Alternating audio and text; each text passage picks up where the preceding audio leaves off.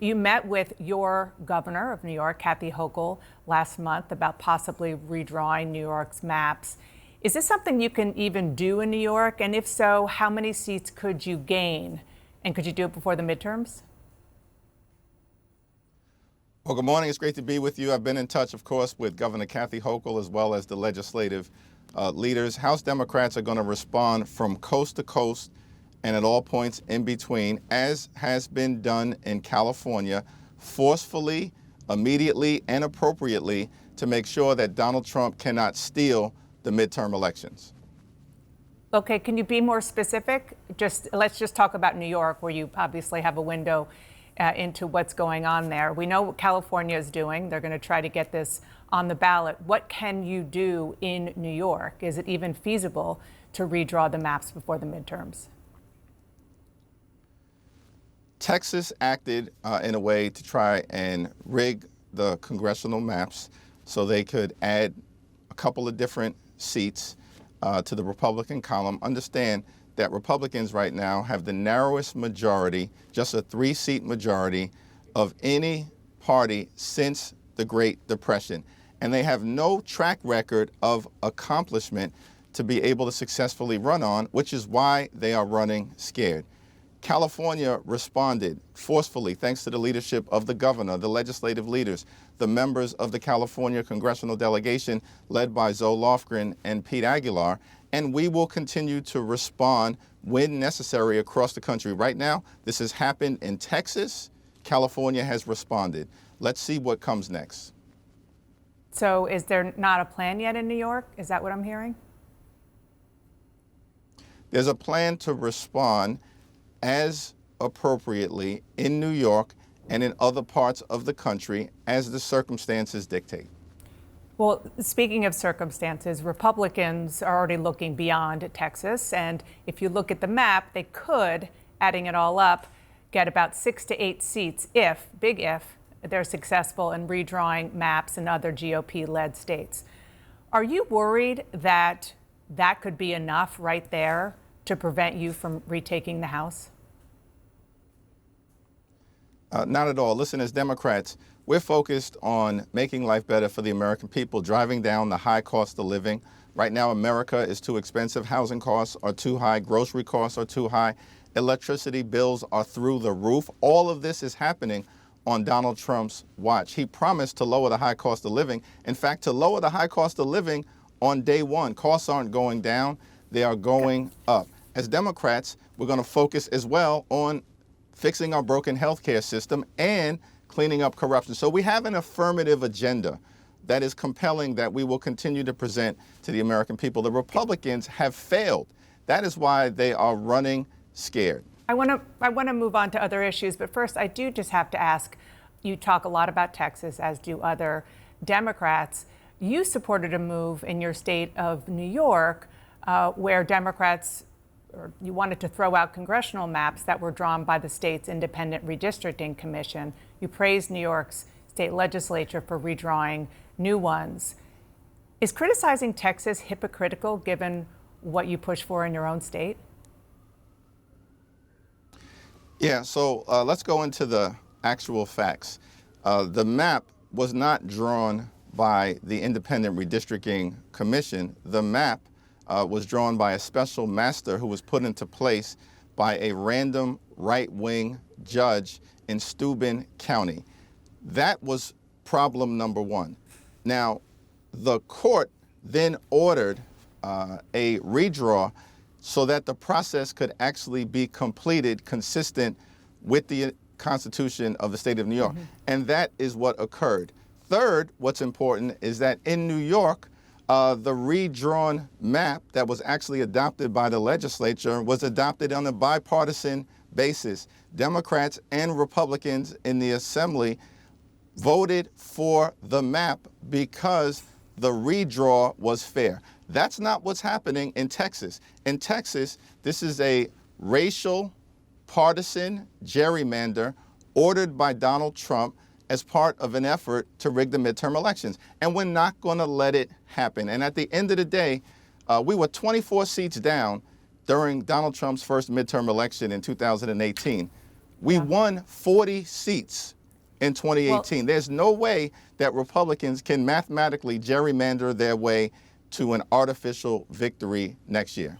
Speaking of math, I do want to ask about a New York Times investigation showing that Democrats are losing registered voters in all 30 states that track party registration. We're putting on the screen the data. It shows altogether Democrats have lost 2.1 million voters. Republicans have gained 2.4 million. That's a deficit that you have of 4.5 million voters. Why are voters turning away from your party? What is the problem? Most of that activity, as I understand it, has occurred in Florida and Texas. And certainly it is the case that nationally we're going to have to invest more in these two red states.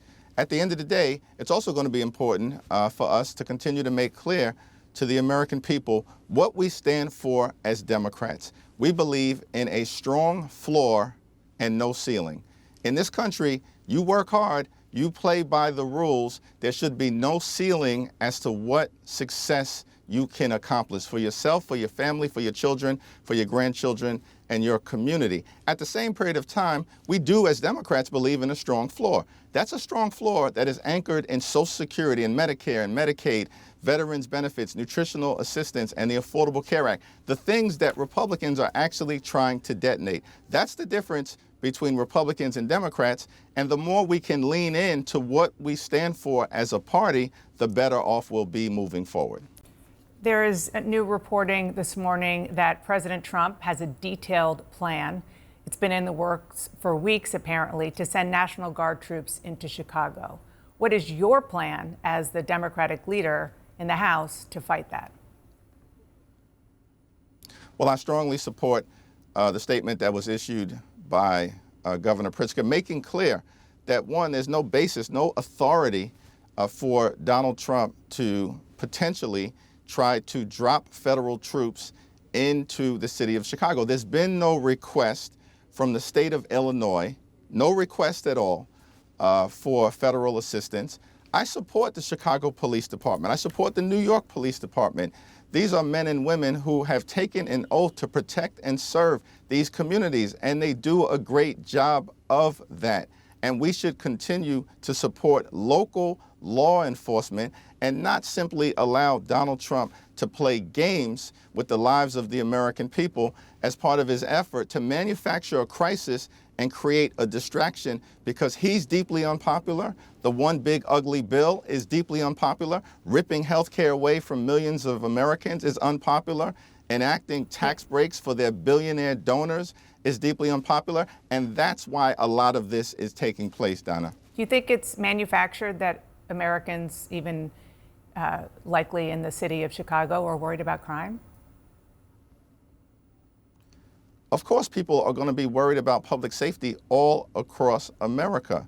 I represent a community that for decades has had to deal with the crack cocaine epidemic, the failed war on drugs, gunshots going off at different points in time in communities. So, of course, all of us will continue to focus on making sure we can drive down crime whenever and wherever it is taking place. This is not about the American people. The American people understandably want safer communities. As Democrats, we want safer communities. We want to continue to make sure that crime can go down as it's doing in Chicago, in New York, in Washington, D.C., and other places. And to do that, we should support local law enforcement. We should make sure that the flood of guns into these communities is cut off. We should make sure that we're dealing with the mental health crisis that exists all across the United States of America, and by the way, which Donald Trump is exacerbating by cutting funds to actually help people who are dealing with emotional distress. I want to ask you about something that President Trump is doing here in Washington, which is he's launched a review of the Smithsonian museums because he says, quote, everything discussed is how horrible our country is, how bad slavery was. You're the highest ranking African American in the U.S. government. What do you think? There is no good aspect of slavery. And so Donald Trump is once again behaving like a racial arsonist. And it's extraordinary that he would make such a historically ignorant statement. The Smithsonian should continue to hold the line and make sure that this very painful part of American history is not erased, but is understood by everyone across this country and throughout the world. Is there anything that you can do from your perch in Congress to protect the way that you describe the Smithsonian and how they describe history? Donald Trump does not have control of the Smithsonian as an institution. Actually, the chair of the Smithsonian board, as I understand it, is Chief Justice John Roberts. And so we're going to continue to support the Smithsonian, and we're going to continue to make sure we fight back against any effort to erase our history, and as Democrats continue to make sure that at this moment in time, we are fighting hard to make life better for the American people in this country. Work hard, play by the rules, live the good life, good paying job, good housing, good health care, good education for your children, and a good retirement. You have yet to endorse Zohran Mamdani, who, of course, your party elected about 2 months ago to be the Democratic candidate for mayor of New York City. As a New Yorker, what does he need to do to secure your endorsement?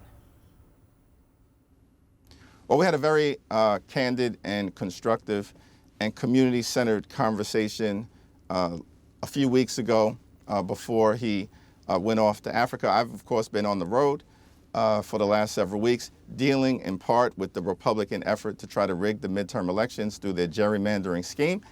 But Congresswoman Yvette Clarke, the chair of the Congressional Black Caucus, and myself are scheduled to sit down with him in the next few days. I look forward to that conversation. What do you want to hear from him? What's missing? I mean, it's pretty, just for context, it's pretty unusual for a high-ranking Democrat like yourself to withhold the endorsement of your party's nominee for candidate for New York City mayor. So what are you hoping to hear from him that you haven't yet?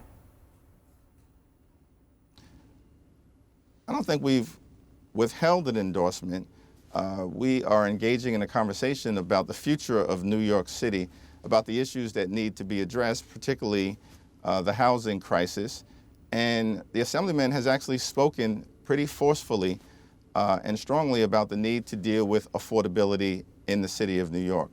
Of course, we've got to figure out moving forward how we turn proposals into actual plans so that he is successful if he becomes the next mayor, because we need the city to be successful, and certainly the communities that I represent, which have been subjected to gentrification and housing displacement. These are all issues to be worked through, and we'll continue to work through them. As I mentioned, we're sitting down next week. Does it have anything to do with the fact that he hasn't denounced using the term or supporting the term globalize the Intifada?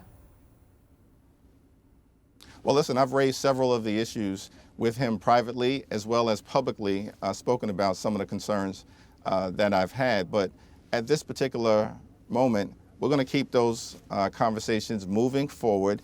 They will continue to be candid and constructive, and I'm looking forward to sitting down with him in the next few days, along with Chairwoman Yvette Clarke, who represents the neighboring congressional district to mine, right here in the heart of central Brooklyn. One last final quick question, because we are out of time. The government is going to run out of money on September 30th in about a month. The president has not yet met with you or the Democratic leader in the Senate. Any plans that you know of? Well, it's my expectation that at some point upon our return to Washington, we will have a conversation with President Trump and perhaps Republican leadership about making sure we avoid a painful government shutdown. But we have to fund the government in a way that meets the needs of the health, the safety, the economic well-being, and the national security of the American people. As Democrats in the House, we are not going to accept a partisan spending bill that continues to harm and hurt everyday Americans and rewards their billionaire donors. They did that with respect to the one big ugly bill that's now law. Not a single Democrat in the House and the Senate supported it. And so if they want to move forward in a bipartisan way, then we actually have to solve problems Okay. for hardworking American taxpayers, not create a country of the billionaires, by the billionaires, and for the billionaires. Okay. Hakeem Jeffries, Democratic leader of the U.S. House of Representatives, thanks so much for being here. I appreciate it.